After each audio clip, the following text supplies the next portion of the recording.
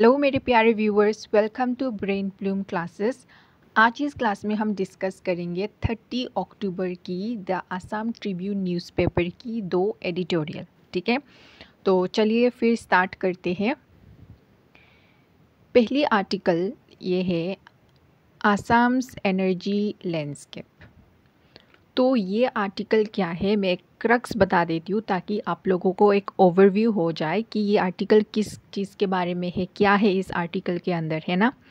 तो ये article basically बताता है आसाम स्टेट के अंदर पावर सिचुएशन कैसा है। ठीक है, आसाम स्टेट के अंदर कितना बिजली उत्पादन हो रहा है ना, कितना डिमांड है, कितना सप्लाई हो रहा है ना, और अलग अलग तरीके का जो हाइड्रो पावर प्रोजेक्ट्स है और उनसे रिलेटेड जो प्रॉब्लम है पूरा इस आर्टिकल में बताया गया है। ठीक है, इस आर्टिकल में आप लोगों को ज़्यादा फैक्चुअल इन्फॉर्मेशन मिलेगा। ठीक है, अगर हम बात करें असम स्टेट की तो हम लोगों को पता है असम में से क्या गुज़रता है, ब्रह्मपुत्र, है ना। और ब्रह्मपुत्र के साथ साथ आप लोगों को देखने को मिलेगा कई अलग तरीके का ट्रिब्यूटरीज है ब्रह्मपुत्र का। इसका मतलब क्या हुआ कि असम स्टेट के अंदर आप लोगों को नेचुरल वाटर रिसोर्सेज तो देखने को मिलेगा, लेकिन बात यह है कि वाटर रिसोर्सेज होने के बावजूद असम स्टेट में डिमांड ज़्यादा है और सप्लाई कम है। ठीक है, मतलब सप्लाई और डिमांड बैलेंस नहीं हो पा रहा कि और ज़्यादा पावर चाहिए, पावर जनरेशन कम हो रहा है एज टू द रिक्वायरमेंट। ठीक है, तो ये मैंने एक ओवरव्यू बता दिया है कि असम एनर्जी लैंडस्केप के बारे में। अभी हम लोग एक डिटेल में जाएंगे कि इस पूरा आर्टिकल के अंदर क्या क्या लिखा गया है, क्या क्या फैक्ट्स है, पूरा देखेंगे। ठीक है, तो पूरा मैंने कैटेगरी वाइज ये नोट्स बनाया है, तो चलिए समझते हैं। तो देखिए, असम के पास जो हाइड्रो पावर है मैंने ऑलरेडी बता दिया कि जितना सप्लाई हो रहा है पावर उससे कहीं ज़्यादा चाहिए, है ना। तो इसका मतलब क्या कि हमको क्या चाहिए, हमको एडिशनल हाइड्रो पावर चाहिए, है ना। तो लेकिन एक्वायर करने के लिए ये एडिशनल हाइड्रो पावर असम के पास अभी कोई इमीडिएट प्लान नहीं है। ठीक है, अगर हम बात करें Subansiri lower hydro electric project, originally कितना megawatt of hydro power allocate किया गया है इस हाइड्रो इलेक्ट्रिक प्रोजेक्ट में, 208 मेगावाट। ठीक है, लेकिन इसका शेयर इंक्रीज़ कर दिया गया है टू 533 मेगावाट। क्लियर। और national hydro electric power corporation के साथ जो पीपीए मतलब पावर परचेस एग्रीमेंट जो असम स्टेट ने किया था फॉर 300 मेगावाट, वो अभी तक अंडर साइंड है। Clear. 200 megawatt from colour to Arunachal Pradesh, ये भी अभी तक अवेट है of the power purchase agreement. ठीक है, दो हमारे पास ब्रह्मपुत्र है और उसका ट्रिब्यूटरीज भी है, फिर भी अगर हम लोग फिर भी देखा जाए तो असम स्टेट उतना प्रोड्यूस नहीं कर पा रहा है पावर जितना कर सकता है ना। अगर हम लोग बाकी स्टेट्स देखेंगे जैसे कि यूपी, बिहार, त्रिपुरा, तमिलनाडु, वो लोग ज़्यादा प्रोएक्टिव है in securing hydro power. Clear. चलिए नेक्स्ट स्लाइड मूव ऑन करते हैं। अभी हम देखेंगे electricity demand and supply gap. ठीक है, अगर बात करें peak power demand as of 2024-2025, अगर पावर की डिमांड बात करें तो कितना मेगावाट है, 2879 मेगावाट है। और एनर्जी रिक्वायरमेंट की बात करें तो 13,680 मिलियन यूनिट्स। ठीक है, लेकिन शॉर्टफॉल कितना हो रहा है, 195 मेगावाट पर 260 मेगा यूनिट्स। क्लियर।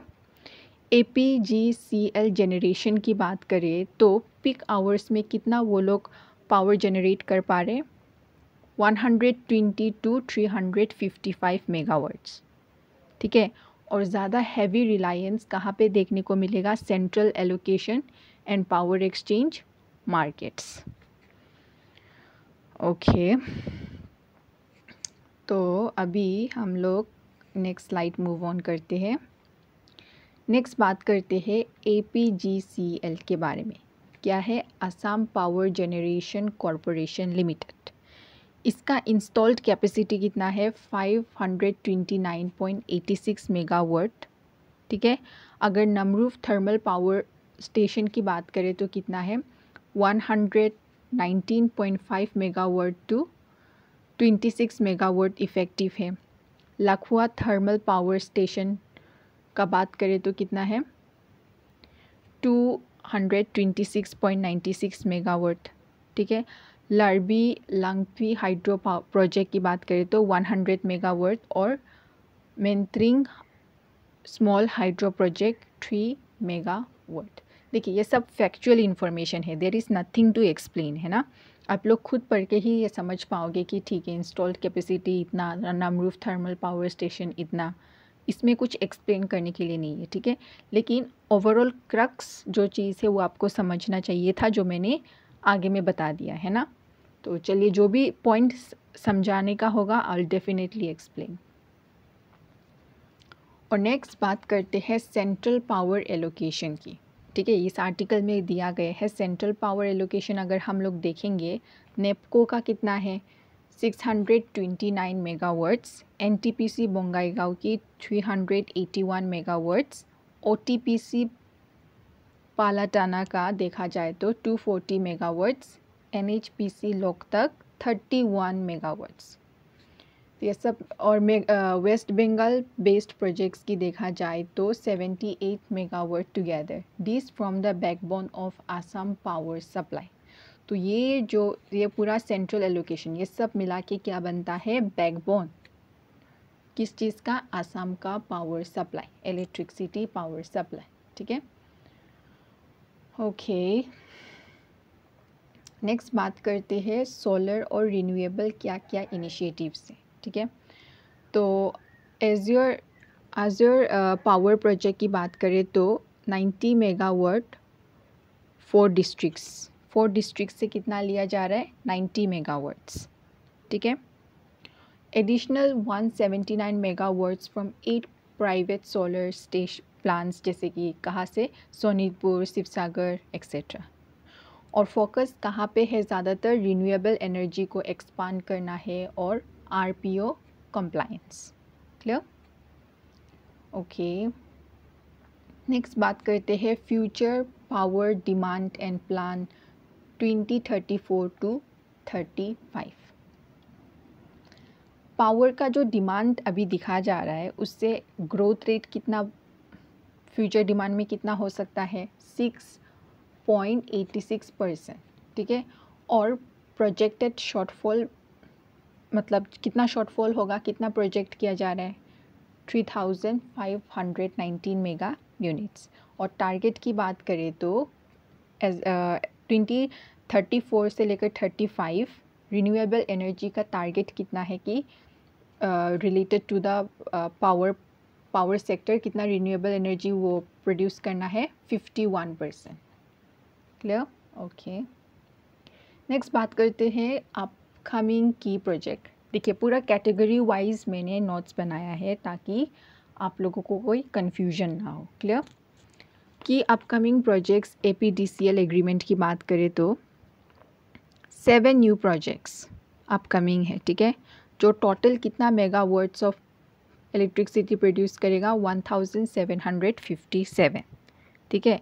शक्ति पॉलिसी से कितना आएगा? 500 megawatts. Lower Kopili hydro 120 megawatts. Solar wind hybrid से 100 megawatt. Subansiri lower hydro 208 megawatts. Punatsangchhu to Bhutan 175 megawatts. और Talcher thermal 154 megawatts. New solar initiatives 500 megawatts. ठीक है। चलो नेक्स्ट है असम थर्मल पावर पॉलिसी 2025।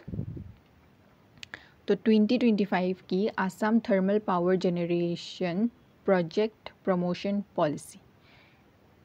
ठीक है। तो देखिए free land water and roads for developers, है ना। फ्री लैंड दिया जाएगा, वाटर और रोड्स फॉर डेवलपर्स। और 27% गवर्नमेंट इक्विटी पार्टिसिपेशन देखने को मिलेगा। गारंटेड है पावर परचेस एग्रीमेंट, है ना, जो एग्रीमेंट किया जाएगा उस एग्रीमेंट के द्वारा जितना भी पावर रिलेटेड एग्रीमेंट हुआ है वो गारंटेड है कि उतना मिलेगा। ऑप्शन है कि अगर सरप्लस पावर हो जाता है तो उनको क्या कर पाएंगे, एक्सपोर्ट, है ना, टू अदर रीजन्स या कंट्रीज़, कहीं बाहर स्टेट को बेच सकते हैं। अगर सरप्लस हो जाता है पावर तो कहीं बाहर स्टेट को बेच सकते हैं या तो कोई बाहर कंट्रीज़। क्लियर। और फ्लैगशिप प्रोजेक्ट की बात करें तो thermal plant in Dhubri district, कितना मेगावाट्स, 3400 मेगावाट्स, और ये कौन सी स्कीम के अंदर आएगा, शक्ति स्कीम। ठीक है, चलो कंक्लूशन की अगर हम लोग बात करें तो देखो, अगर हम बात करें एनर्जी पोर्टफोलियो की तो असम को क्या करना पड़ेगा, डाइवर्सिफाई। क्यों करना पड़ेगा, क्योंकि अभी तक जो सप्लाई हो रहा है पावर का वो तो डिमांड को फुलफ़िल नहीं कर पा रहा है ना, क्योंकि डिमांड ज़्यादा है। तो उसी डिमांड को फुलफ़िल करने के लिए असम को क्या करना पड़ेगा, अपने एनर्जी पोर्टफोलियो को डाइवर्सिफाई करना पड़ेगा। ठीक है। और सस्टेनेबल ग्रोथ के लिए रिन्यूएबल प्लस हाइड्रो पावर के ऊपर फोकस करना पड़ेगा। ठीक है। और national hydro electric power corporation जो है उसके साथ क्या करना पड़ेगा, टाइमली एग्रीमेंट्स। ठीक है, सिर्फ national hydro electric power project ही नहीं, जो अरुणाचल प्रोजेक्ट्स भी है उसके साथ भी टाइमली एग्रीमेंट करना पड़ेगा, क्योंकि ये बहुत क्या होगा, crucial for the power generation. Clear. और जितना हो सके उतना एक्सपांशन करना पड़ेगा सोलर और थर्मल प्रोजेक्ट, जिससे स्ट्रेंथन होगा, मजबूती होगा किस चीज़ का, पावर सिक्योरिटी। क्लियर। और बैलेंस करना पड़ेगा एनर्जी डेफिसिट, कॉस्ट, इन्वायरमेंट, ताकि हम लोगों को फ्यूचर स्टेबिलिटी हो पाए। क्लियर।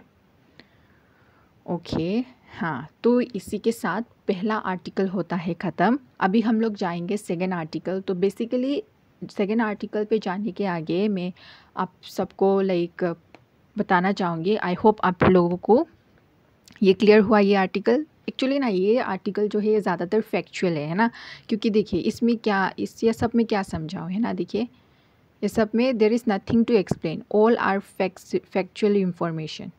ओके, लेकिन क्रक्स मैंने आप लोग को समझा दिया and I hope you got it.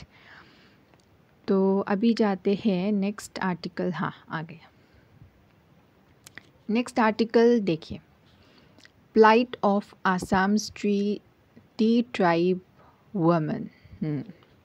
तो अगर हम बात करें आसाम स्टेट की तो किस लिए जाना जाता है आसाम स्टेट, हाँ, चाय, है ना, टी। आसाम पॉपुलरली टी के लिए भी जाना जाता है। और अगर हम लोग पिक्चर्स, कहीं पे पिक्चर्स देखेंगे टी ट्राइब या वुमेन की, तो वो लोग ज़्यादातर कैसे दिखाई देते हैं, हंसते हुए दिखाई देते हैं। पीछे में वो लोग अपना बास्केट लेके चाय पत्ती का लीव्स को ऐसे प्लग कर रहे, and they are shown in a very happy mood, है ना।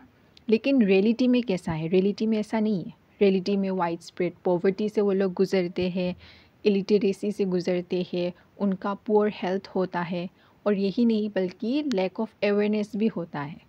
ठीक है। अगर बात करें कोई बेसिक फैसिलिटीज़ की, जैसे कि health care, housing, education, child care, maternity care, ये सब क्या होते हैं, इनएडिक्वेट। ठीक है, बहुत लोगों को वो बेसिक फैसिलिटीज़ भी नहीं मिलता है ना। और tea estate management discourages development to maintain dependency.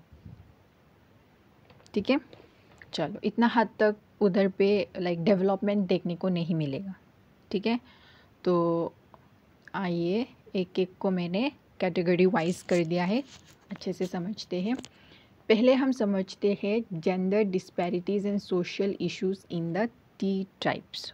ठीक है, देखिए अगर हम लोग टी गार्डन के जो लोग हैं उनके बारे में बात करें तो उनमें देखने को मिलेगा चाइल्ड मोर्टिलिटी फीमेल में ज़्यादा है एज़ कम्पेयर टू मेल, है ना। फीमेल जो बच्चियां हैं वो लोग ज़्यादा, उनका जो डेथ रेट है वो ज़्यादा है एज़ कम्पेयर टू मेल।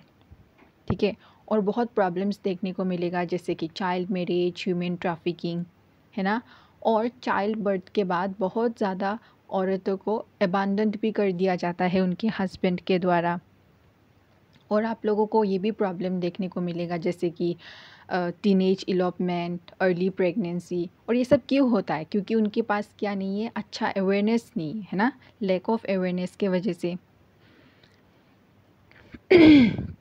ठीक है, इक्वल इक्वल वेजेस रिलेटेड भी आप लोगों को प्रॉब्लम देखने को मिलेगा, but no decision making power at home. आप लोग देखेंगे कि 3 ट्राइब्स पे ठीक है वुमन काम कर रहे हैं, है ना, मतलब ठीक है वुमन कमा रहे, इसका मतलब राइट, दे आर अर्निंग। लेकिन अगर उनका घर पे देखा जाए तो उनका डिसीजन मेकिंग पावर बहुत कम है। ठीक है, समहाउ अभी भी हम लोग देख सकते हैं पेट्रियार्कल सोसाइटी या पेट्रियार्कल इन्वायरमेंट उधर पे अभी भी है। ठीक है, और एक चीज़, डोमेस्टिक वायलेंस से भी गुजरती है वो औरतें ऑफन। और बहुत ज़्यादा लाइक ऐसा भी होते हैं कि औरतें कमा रहे हैं, they are earning through this like engaging themselves in these tea gardens, लेकिन घर पे उनका डोमेस्टिक वायलेंस हो रहे हैं, उनका हस्बैंड लाइक अल्कोहल पी के उनको डोमेस्टिक वायलेंस कर रहे हैं। So this are some kind of problems जो टी गार्डन की जो औरतें हैं वो लोग गुजरते हैं। ठीक है, T tribe women. Okay, next बात करती हूँ मैं एजुकेशन और अवेयरनेस की। ठीक है, majority of the T tribe girls क्या है, स्कूल ड्रॉप आउट्स होते हैं, और ड्रॉप आउट होके वो लोग सपोर्ट करते हैं फैमिली का इनकम पे, है ना। और जो उनका मैनेजमेंट है वो ऑफन डिस्करेज क्या करता है, गर्ल्स एजुकेशन। ठीक है, लेकिन एजुकेशन हम लोग को पता है कितना इम्पॉर्टेंट है, क्योंकि एजुकेशन ही तो एम्पावर करेगा, है ना, जिससे वो लोग फाइट कर पाएंगे एक्सप्लॉयटेशन। लेकिन उनका गर्ल्स एजुकेशन ही क्या किया जाता है, डिस्करेज।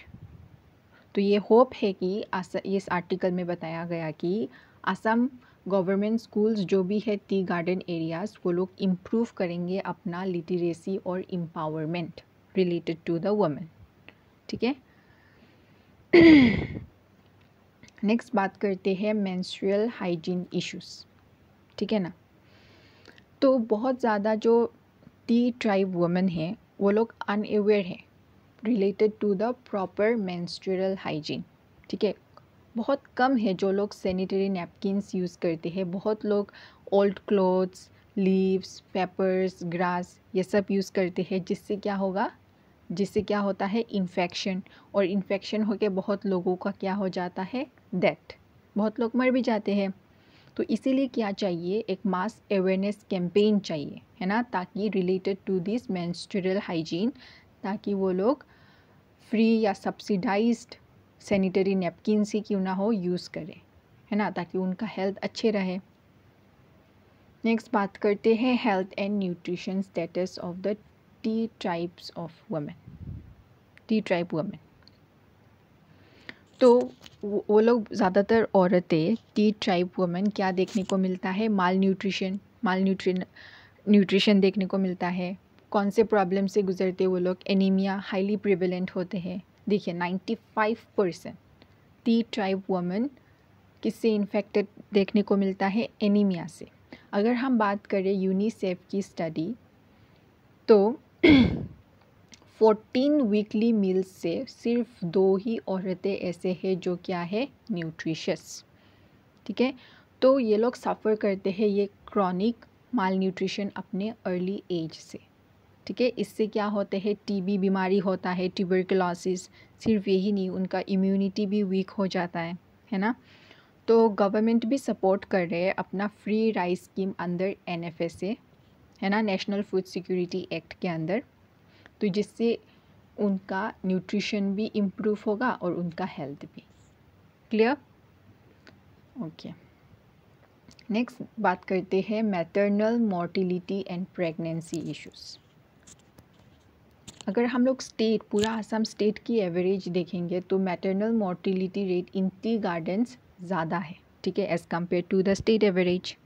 और ये क्यों होता है, क्योंकि वो लोग एनीमिया से गुजरते हैं, माल न्यूट्रिशन है, हाइपरटेंशन होता है, पोर न्यूट्रिशन के वजह से।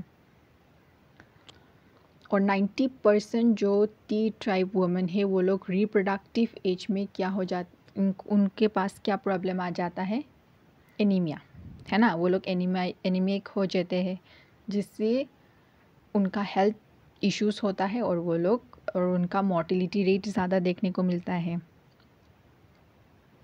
और देखिए, women hide pregnancy fearing job loss, अगर डेफिनेटली वुमेन प्रेग्नेंट हो जाएगी तो she will not be able to work, है ना। तो काम करने के लिए, पैसा कमाने के लिए बहुत औरतें अपना प्रेगनेंसी हाइड कर देते हैं, है ना। और प्रेगनेंसी के टाइम हैवीली काम करते हैं, है ना, work heavy task during pregnancy. तो इसीलिए असम गवर्नमेंट ने भी लाया है ₹15,000 वेज कंपनसेशन स्कीम, जिससे रिड्यूस होगा मैटरनल और इन्फेंट डेथ्स, है ना। ये कॉम्पेंसेशन अगर मिलेगा तो ड्यूरिंग प्रेगनेंसी टाइम भी वो लोग सोचेंगे कि ठीक है, अभी तो पैसा तो आ रहा है, कंपेंसेशन तो आ रहा है, तो definitely they will focus upon themselves, right. और जिससे क्या होगा, उनका हेल्थ अच्छा हो सकता है और इससे रिड्यूस होगा मैटरनल और infant death. Clear? Okay, next बात करते हैं लाइफस्टाइल एंड हेल्थ रिस्क। बहुत ज़्यादा ऐसे टी वुमेन होते हैं जो क्या ड्रिंक करते हैं, अल्कोहल, है ना, और high salt tea to fight fatigue. और वो लोग कंज्यूम करते हैं 4 into more salt than others, ये भी एक पॉइंट है, ठीक है। और जिससे क्या होता है, उनको इक्लैम्प्सिया, मतलब क्या, हाई बीपी और ऑर्गन डैमेज ड्यूरिंग प्रेगनेंसी, और इससे भी उनका डेथ होता है, ठीक है। ये भी एक रीज़न है जिससे मैटरनल मोर्टिलिटी देख सकते हैं, ठीक है। और पुअर हाउसिंग, न्यूट्रिशन, ट्यूबरकुलोसिस, ये सब कंडीशन को क्या बना देते हैं, वर्स। ओके, ठीक है, बस और 2 ही स्लाइड है, उसके बाद ख़त्म। मैंने कैटेगरी वाइज डिटेल में एनालाइज किया है, इसलिए आप लोग को शायद लग रहा होगा थोड़ा लंबा हो रहा है session, but let us complete it, right. चलो, health care access and interventions की बात करें तो हॉस्पिटल्स भी नहीं है, हेल्थ केयर सेंटर्स भी अच्छा इतना नहीं है, टी गार्डन्स, ये भी एक प्रॉब्लम है ना। और during delivery many women bleed to death, है ना, ये भी एक प्रॉब्लम है। तो इसलिए क्या चाहिए, व्हाट इज़ द नीड, इसलिए हम लोग को एक्टिव आशा वर्कर्स चाहिए, वर्क प्लेस हेल्थ प्रोग्राम चाहिए, participation of VHND and mobile medical units, है ना। और फोकस होना चाहिए न्यूट्रिशन, रिप्रोडक्टिव हेल्थ और सबसे इम्पॉर्टेंट अवेयरनेस, ठीक है। नेक्स्ट बात करते हैं गवर्नमेंट एंड NGO का क्या क्या इनिशिएटिव से related to tea tribe women of Assam, ठीक है। गवर्नमेंट और NGOs, ठीक है, प्रमोट कर रहे हैं गुड हेल्थ प्रैक्टिसेस, लेकिन उसका सक्सेस रेट बहुत लिमिटेड है, ठीक है। प्रॉपर इम्प्लीमेंटेशन ऑफ चाहिए, किस एक्ट क्या क्या लिया गया है गवर्नमेंट के द्वारा, employ state insurance act 1948, mother and child protection cards, Ayushman Bharat and Ayushman Asom schemes, ये इम्प्रूव करेगा मैटरनिटी केयर और हेल्थ केयर एक्सेस, किसके लिए, टी ट्राइब्स वुमेन, ठीक है, इनका ये इम्प्रूव करेगा मैटरनिटी केयर और health care access. Okay, and coming to the last slide which is the conclusion. तो देखिए, असम टी ट्राइब हम लोगों ने क्या देखा कि वो लोग फेस करते हैं poverty, health risk, gender equality. तो क्या इम्पोर्टेंट है, एजुकेशन होना चाहिए, अवेयरनेस होना चाहिए, हेल्थ केयर एक्सेस होना चाहिए। अगर ये सब होगा तभी हम लोग चेंजेस देख पाएंगे, है ना। तो इसीलिए और क्या नीड है कि गवर्नमेंट की जो अलग अलग स्कीम्स है उनको एक्टिवली इम्प्लीमेंटेड होना चाहिए, है ना, और उनको अच्छे से अवेयर करना चाहिए related to the hygiene, and उनको एजुकेट करना चाहिए, राइट। डिस्करेज नहीं करना चाहिए गर्ल्स एजुकेशन को प्रमोट करना चाहिए, जिससे ट्रांसफॉर्म होगा टी गार्डन कम्युनिटीज़। तो ये मैंने डिटेली एनालाइज कर लिया है 2 आर्टिकल जो आज न्यूज़पेपर में बने थे, एंड आई होप आप सबको ये समझ आ गया। तो इसी तरह मुझे फ़ॉलो कीजिएगा ताकि हम लोग डेली डिस्कस करेंगे जो भी आर्टिकल्स इम्पोर्टेंट होता है from the examination point of view. और इसी के साथ सब्सक्राइब कीजिएगा ताकि मैं मोटिवेटेड रहूँ और रोज़ आप लोगों के लिए रहूँ लेके आओ, ठीक है। तो चलो, इसी के साथ I am ending here. Thank you so much.